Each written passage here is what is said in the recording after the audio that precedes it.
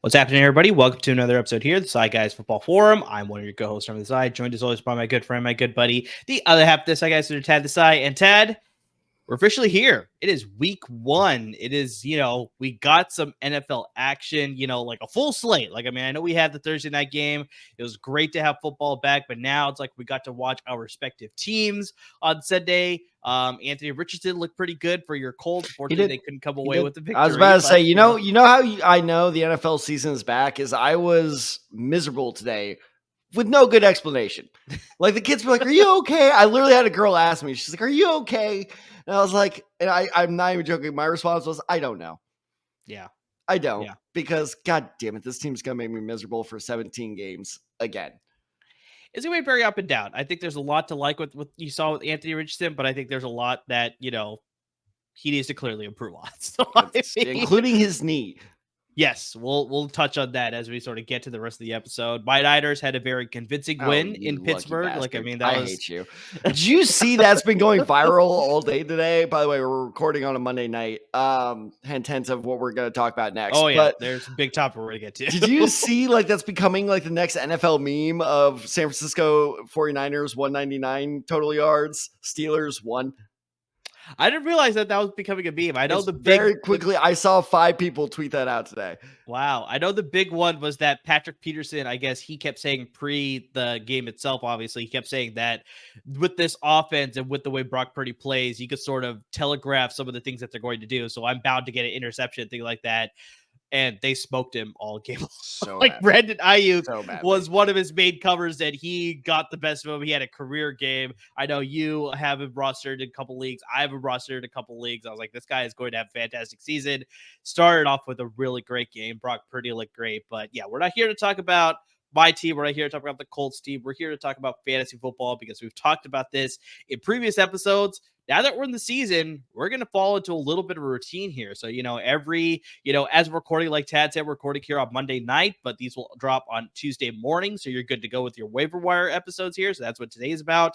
Later in the week, we'll be covering our start and sit picks, as well as some good betting action to get you covered for the main slate of action on Sunday and then the Monday night games as well. So yeah, Tad, just like we started talking about, we're going to be in a routine. So today's episode is going to be about the waiver wire, but we're also going to be talking about the injury report because we do have some big things to discuss when it comes to NFL injuries. I think there was big news over Sunday, but I think that sort of got trumped by the big news during today's game here on Monday night. We talked about it. We're recording here on a Monday night during the game, actually. And so, yeah, there's the biggest news sort of breaking from today's game is that he played 4 snaps and he was out for the rest of the game.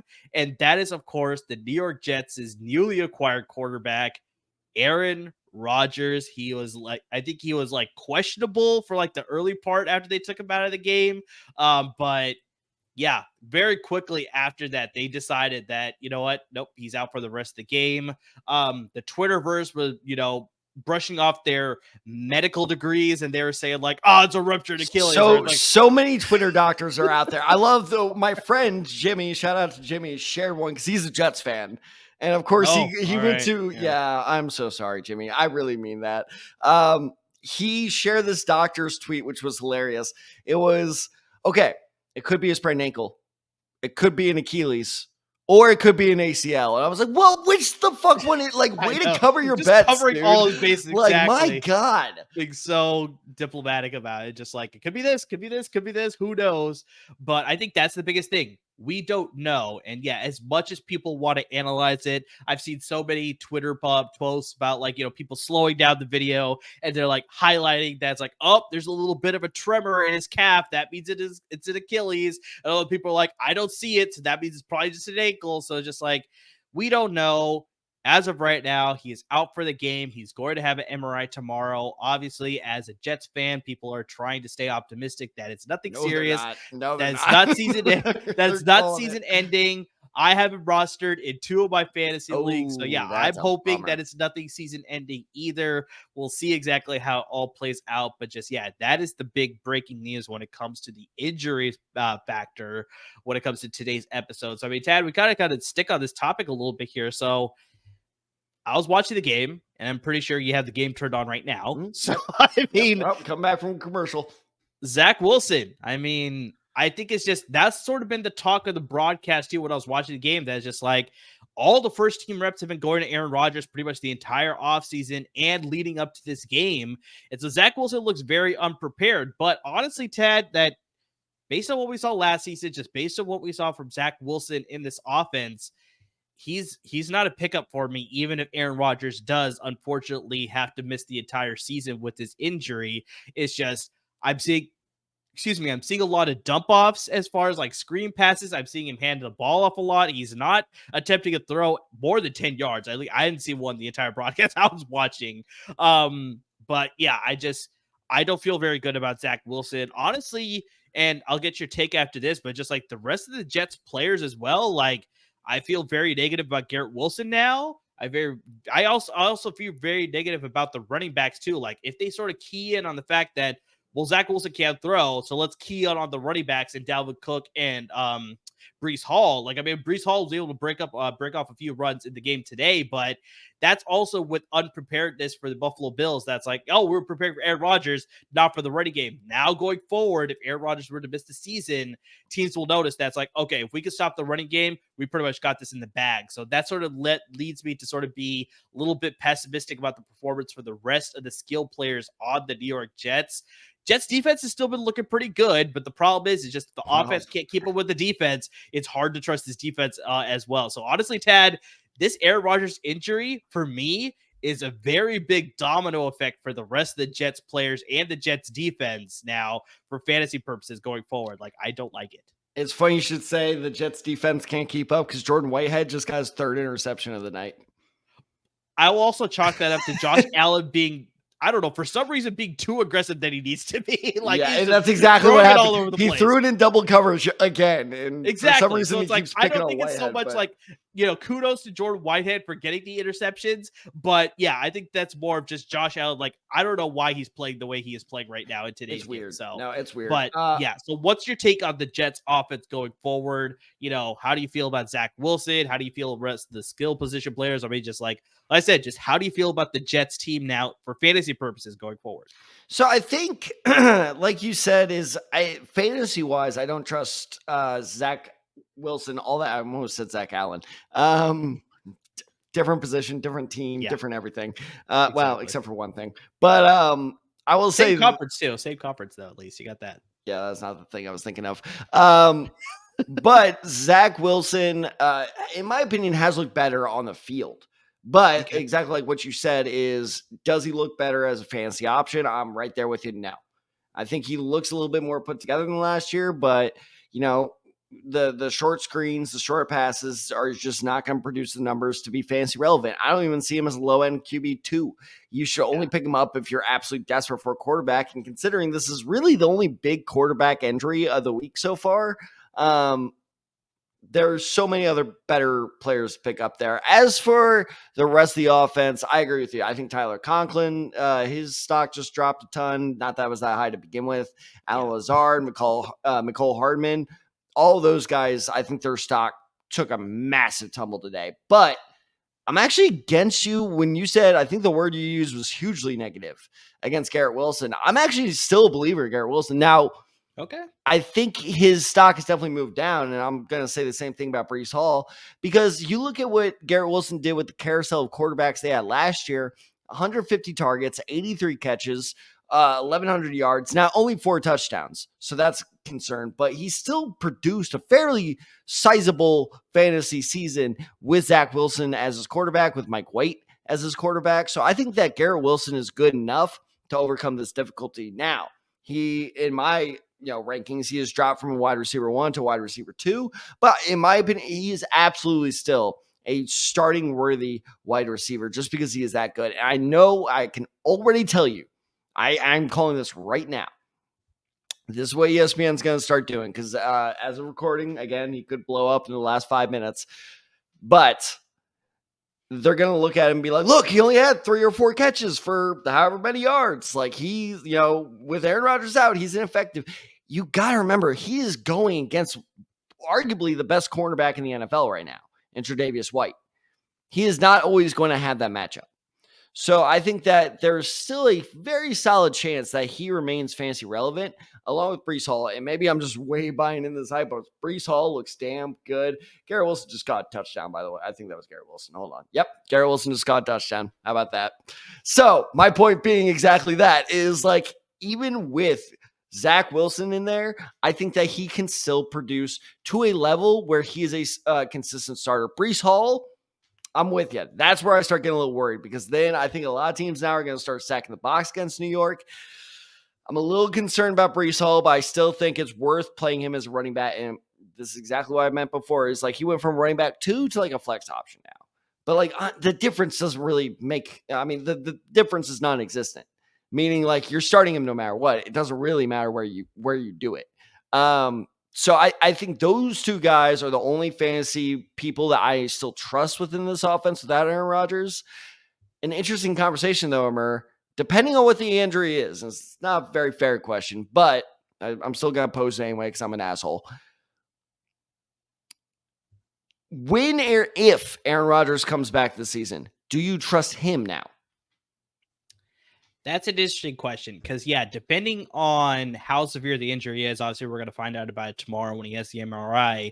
The season ending, obviously, nothing you can do about it. He's done for the season, right? But yes, like you said, if it's not serious and he has potential to come back in the season, I still like him to sort of be a trustworthy option. Now, I am going to be a little bit more hesitant with him. Like, I'm not going to be as confident as I was, obviously, drafting him to the 2 rosters that I have him on, but I'm still going to be confident. I like his aspects more for that Jets offense a lot better compared to what they have with Zach Wilson. And just, overall, I like that offense to be a lot better with Aaron Rodgers under it. Maybe he's not going to be the same guy that we're sort of expecting in preseason, but I'll be more dependent on him. If you're to, I keep him on my IR spot. I'll trust him in a few spots. I'll keep him on my roster, obviously. But I think it's just going to be maybe not as optimistic as I once was. I'm going to be like, I need to wait and see before I'm putting this guy on my roster every single week. Whereas like going in today, I was like, I trust this guy every single week. I was trying to trade for him so hard. Yeah. In one of my other leagues. Like I was going after him hard because I have Deshaun Watson, and luckily that rushing touchdown saved me a lot of fantasy value. Mm-hmm. But leading up to that, I was like, oh, I need a backup plan. And right now, my backup plan is Kirk Cousins. And dear God, we want to talk fantasy losers. Woo! Kirk Cousins looked rough. But point being is I completely agree with you. It's like the confidence level was a 9, and now I'm at like a 6. Now, the reason I'm a 6 and not below a 5 is because he's used to playing hurt. He played hurt a lot in Green Bay. So I think as long as it's not, like you said, like a severe injury where he misses 9 weeks. If he comes back in 2 or 3 weeks, okay, I'm there, but I'm cautiously optimistic. I think that's why they coined that term. Exactly. So, Tad, I think both of us are not exactly high on Zach Wilson. So, why don't you give me a waiver option that you like a little bit more, regardless of whether Aaron Rodgers is out for the season or whether he's out for just a couple of weeks? You will need to have a backup option in case you don't already have one drafted on your roster. So, who's a waiver wire target that you're going to be, targeting here in week 2? Yeah, I hate you. Because I'm sitting here watching Anthony Richardson, like, do I have a quarterback? Like one drive, I'm like, we got a quarterback. Then the next, I'm like, we don't have a quarterback. And I'm doing that the entire game. Like, we got a quarterback. Oh, no, we don't. Like that roller coaster of emotions. I'm going through that all season. What's the line? My friend, my good buddy. Did I do that right? Yep, I think so. There we go. Close enough. I usually zone out during that part of the podcast. Of course you do. Yeah. You got yourself a quarterback, my friend. We do. Brock Purdy looked damn good. That first strike to Brandon Ayuk, I was like, okay, he's legit. I was like, all right. And I was in on Brock Purdy before, but now I'm like really in on Brock Purdy. So then doing research for this episode, I went to go look how many people are also in on Brock Purdy. Turns out not that many. He's owned in just under 25% of leagues in ESPN. Yahoo surprisingly higher, but I feel like Yahoo probably has more leagues. 56% he is managed in Yahoo. So I think that Brock Purdy is a perfect quarterback target, especially if you were the unfortunate soul that went all in on Aaron Rodgers as your starter. And here's why. At least in ESPN standard leagues, Brock Purdy only scored 16 points. So I don't think a lot of people are going to be looking at him. I think a lot of people are going to go for Jordan Love, for Mac Jones, a lot of top end scorers. While Brock Purdy is kind of there in the middle tier, and they're like, let's wait and see. I'm telling you, do not wait and see. Go for Brock Purdy right now, because here's why he only scored 16 points. First off, he had a couple fumbles because TJ Watt is a monster of a human being. That dude is so going to be defensive player of the year again. Would that be 3 years in a row? Well, last year it was Nick Bosa. He's a reigning champion. Okay. So, or it was TJ Watt, if I remember correctly. What are the Watts and Bosas putting in their baby food? I don't know. Well, let's wait and see exactly what's happening with him, because he's sort of started to peter off a little bit, but we'll see exactly if he can sort of reclaim it. But yeah, the Watts for sure. Just I don't know what's going on there. Yeah. So anyway, TJ Watt is a freak of nature. So I don't blame Brock Purdy at all, because especially, maybe you can attest to this. I don't think any of the sacks that Brock Purdy took where he fumbled it were really all that bad. No, it's more of the line play. I'm really worried about our right tackle position, so I think that's more of it too. I would be too. I was like, so I think that's more of my concern as far as like Brock Purdy taking some severe hits. So I think that's more of my concern. But yeah, I think just overall he was very comfortable in that pocket. He had a lot of time. Right. So he had a couple of fumbles, which obviously is going to lower his point total. And then on top of this, you guys were up so big at half, he didn't have to pass it in the second half. He only had let's play our favorite game. Over under 7 pass attempts for Brock Purdy in the second half. In the second half? In the second half. I'd probably say under. Oh, over. Oh, wow. I was mean. He had 8. Hit 8. Wow. Okay. So if you only pass it 8, so he passed it 8 times for 66 yards in the second half. So that's another thing too, is you gotta factor in the game situation, because again, his point total was low, but they were low because they didn't really need him to pass it. And when they do, clearly you can make it work. So I am a big believer in Brock Purdy going forward. I think he is the real deal. And look at your schedule ahead. You have the Rams next weekend. Good God, did that secondary get burned by Seattle a lot. Did you see the sluggo by DK Metcalf? That was too easy for him. Yeah. I don't know who that corner was. Maybe one of our LAFB people can fill me in on that, but that corner got killed there. All right, so you got that next week. In all fairness, the Rams have a very inexperienced defense besides Aaron Donald, so I think that's part of it too. But that also benefits that sort of emphasizes your point that Brock Purdy should have a good game next week. Right. And then after that, you guys play the Giants.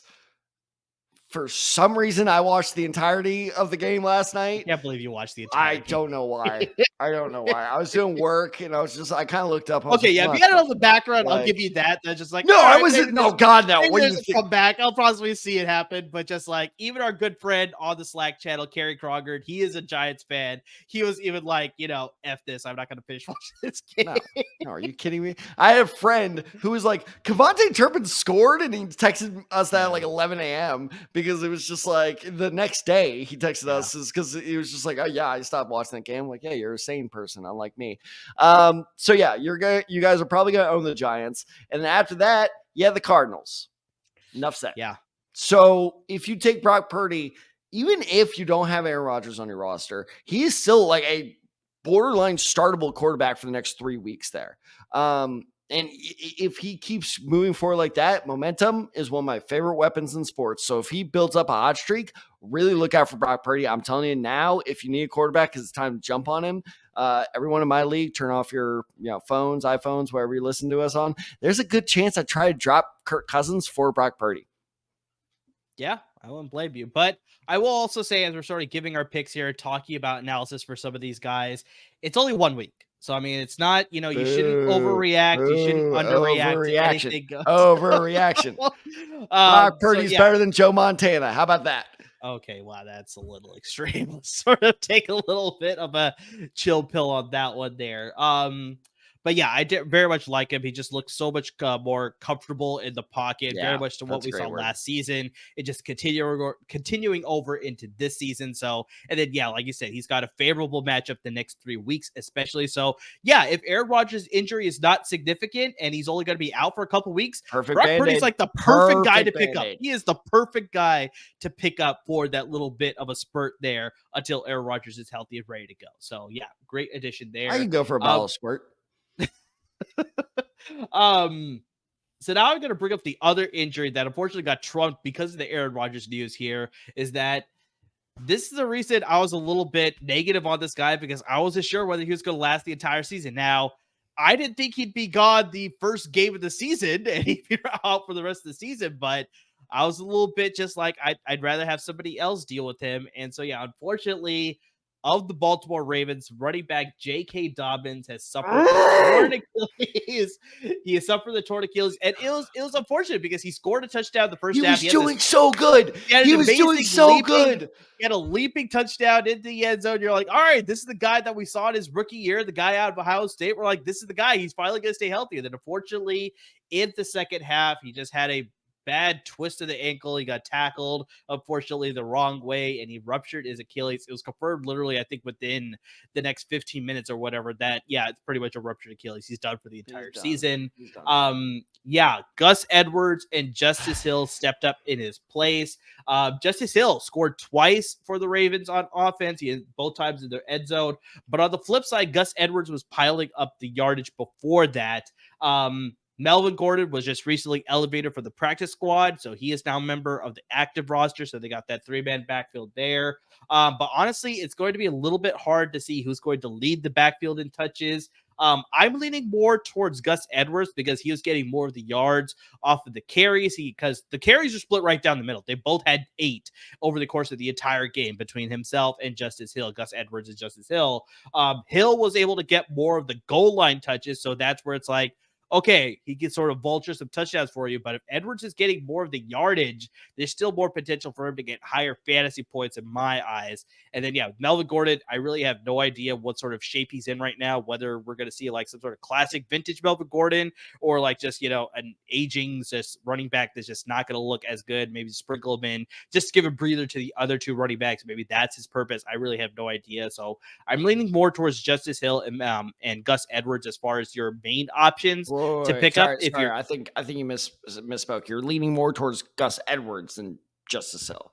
well, I'm leaning more towards Justice Hill and Gus Edwards over Melvin Gordon. Oh, but okay. of the two, yes, you're right. Of the two, I prefer Gus Edwards compared to Justice Hill. I think Justice Hill is going to be that touchdown vulture, very similar to what we could see in New England with Ramondre Stevenson and Ezekiel Elliott. Elliott sort of vulturing those touchdowns. But yeah, here I think I could see Hill sort of filling that same role, whereas Gus Edwards will get a lot more of the carries and the yards or an early down work, which is exactly how it played out in the game too. So I think that's going to follow through the rest of the season as well. Tad, before I pass it to you here, one other thing I do want to note. 2 of their starting offensive linemen also left that game with injuries. Left tackle Ronnie Stanley left with an injury, and it's not sure whether he's going to be healthy. We're still waiting to see results for that injury. He's also been injured a lot during his career in Baltimore, so that's sort of something they've sort of come to expect. So we'll see exactly how much time he's going to miss, if any. And their starting center, Tad, we both love the fact that he got drafted to Baltimore. Well, we were both upset that Baltimore gets away with this one.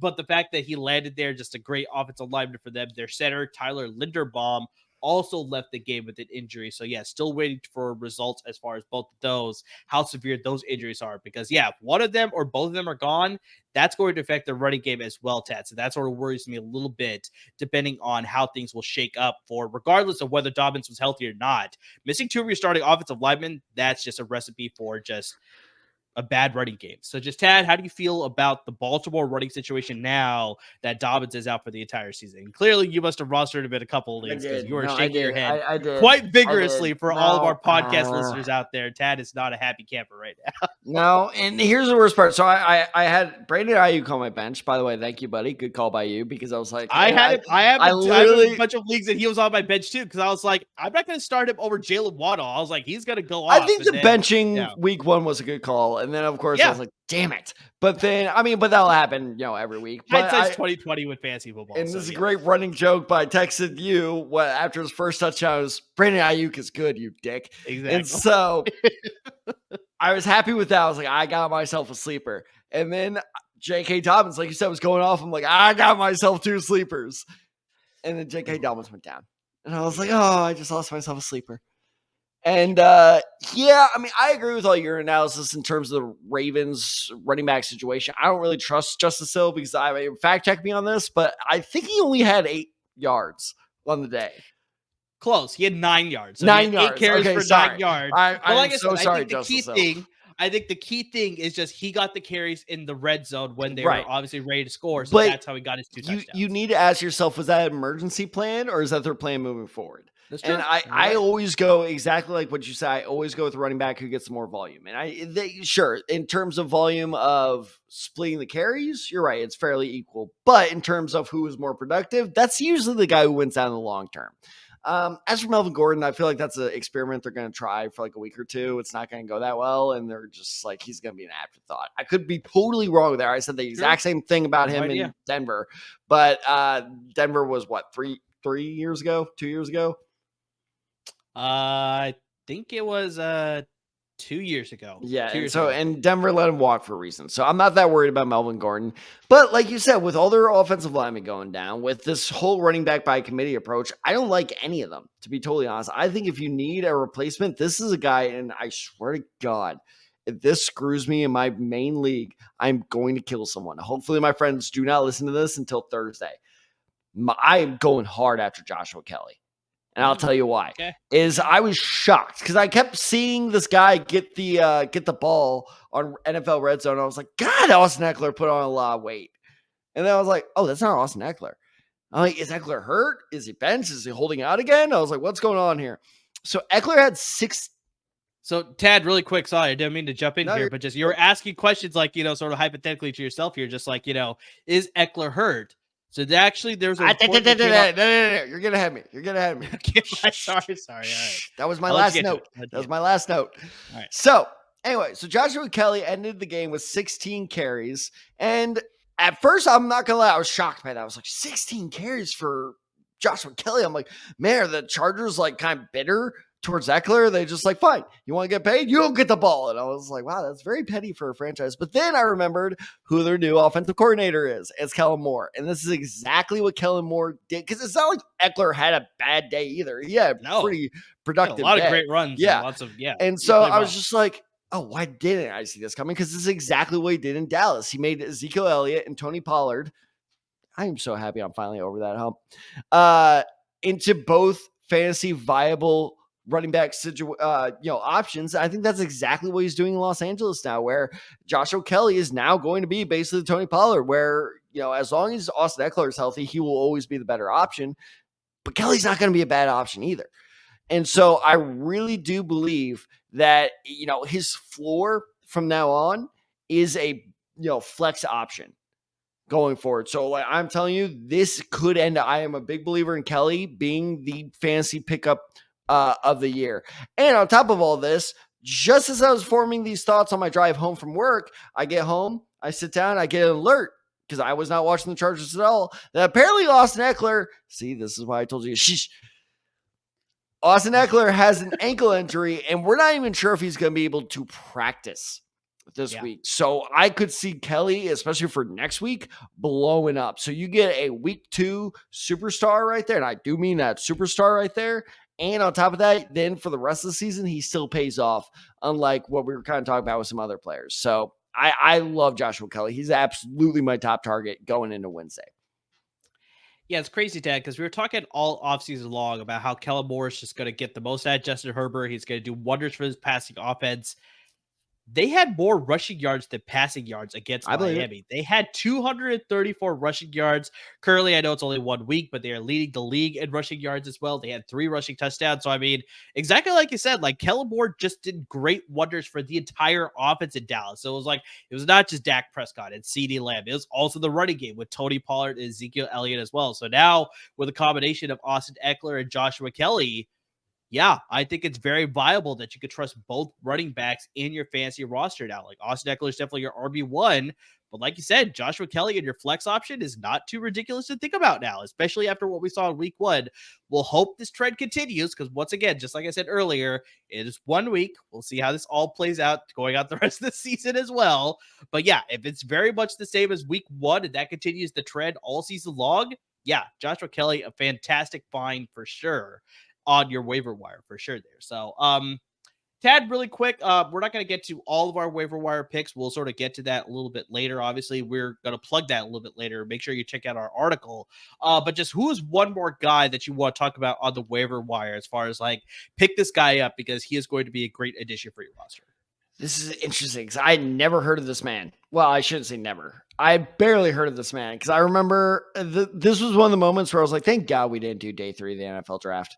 Because like when the Rams took this guy, I was like, oh, that was one of the ones where if we're live on YouTube, I'm like, all right, bullshit your way through it. Let's do it. It's, oh man, I'm going to try this. Why do I do this to myself? Puka Nacua? You got it right. Oh, you remembered what I told you pre-recording. So there you go. No, I knew that from the get-go. No, you didn't. No, he didn't. What did I say before the episode? Nacua? You said Nashua. Nashua. I didn't say Nashua. Yeah. I did say like, yeah, no, that's fair. Yeah. No. All right. So Nacua. But I mean, my God, this guy is, and you can tell it's actually funny. So let me read you the difference in these percentages. 2.5% he's managed or rostered in ESPN, 7% Yahoo.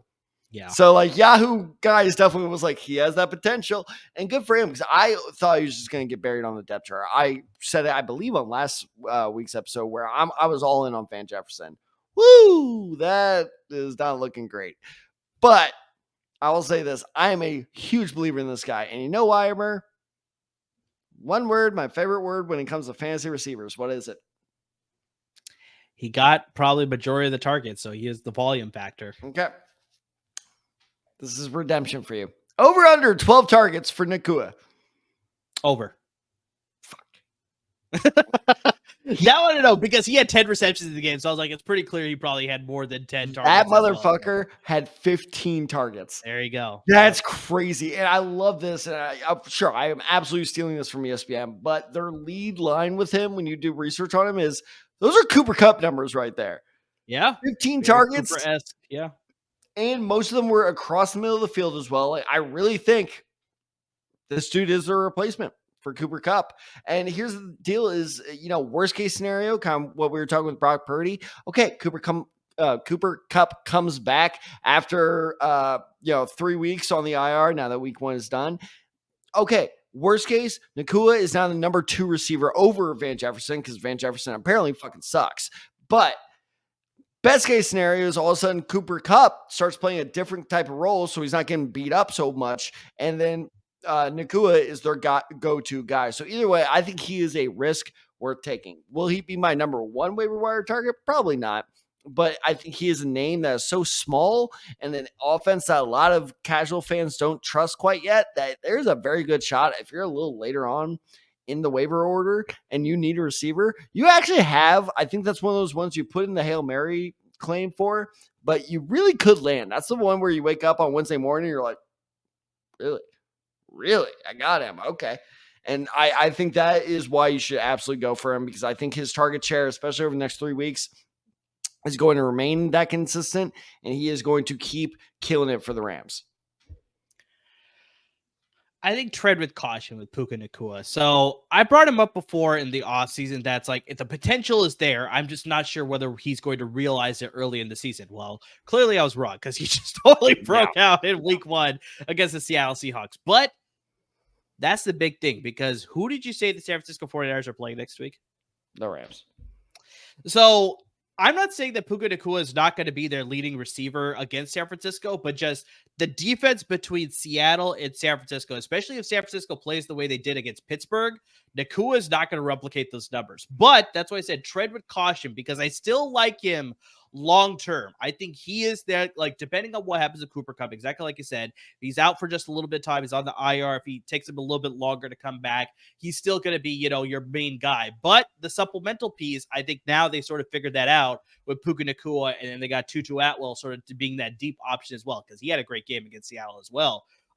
So yeah, you'll see the numbers next week. San Francisco, I think, is going to be able to shut him down for the most part. I wouldn't be surprised if he does end up scoring a touchdown, maybe in garbage time. But long term, his aspirations, I do like him as garbage time is where you live, baby. I live for garbage time. It's true. So that's why it's like you may see the numbers next week. You'd be like, why did I pick this guy up? He had an amazing week 1. Week 2, he totally sucked.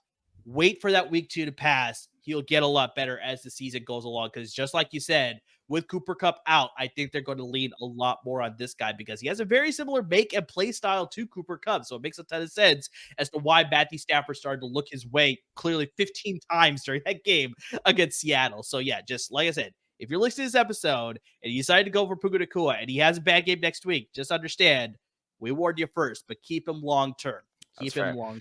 All right, for you, who is one player that you are not leaving next week without putting a claim into? Going into next week, I should say, not leaving next week.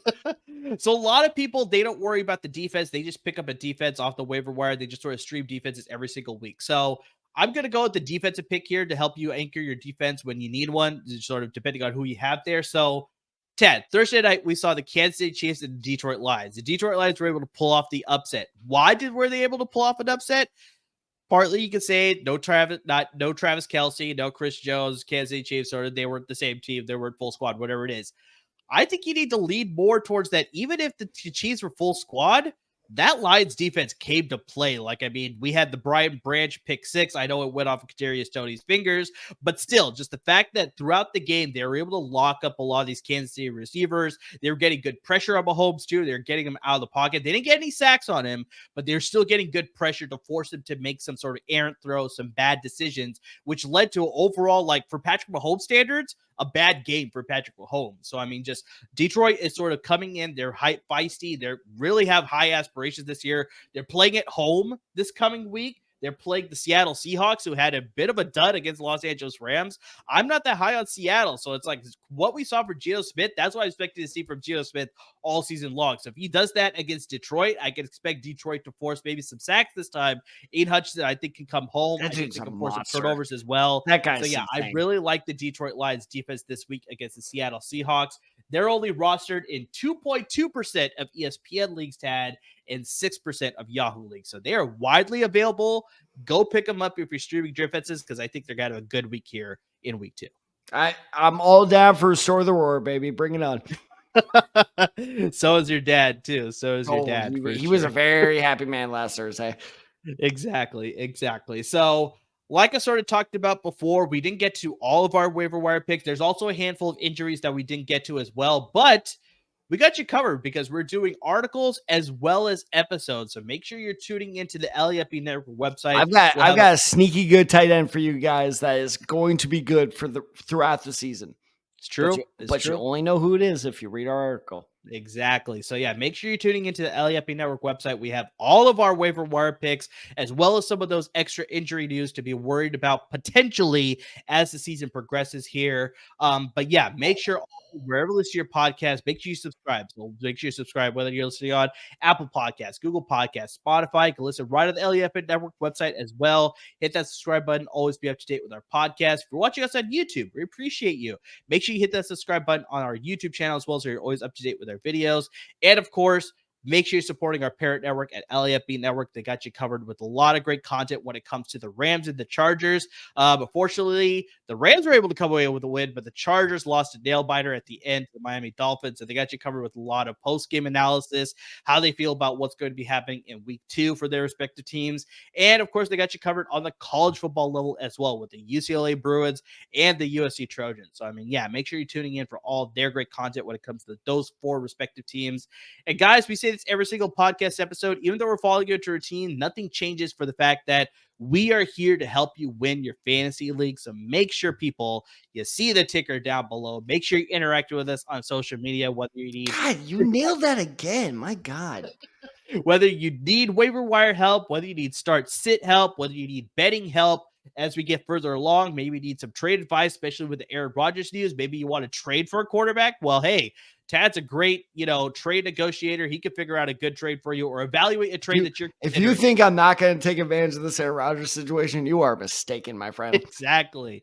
Please do, because that's sort of the advantage of these big quarterbacks going down, is you could possibly take advantage of those owners, managers, I should say specifically, that have Aaron Rodgers on their roster. So, guys, please hit us up on our social media handles. You got me at OfTheSide23. You got Tad at TadDesai94. Got the show handle at The Desai Guys. And, of course, on Instagram at The Desai Guys as well. So, guys, we'll be dropping our graphics for starts and sits and our betting and DFS as well. So make sure you interact with us on social media, because that's the best way you can get all of that content as well.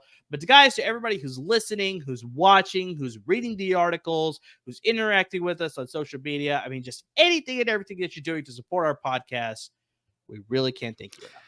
How about this? For those of you being like, why did Tad just go? And I think I'm breaking this news to you.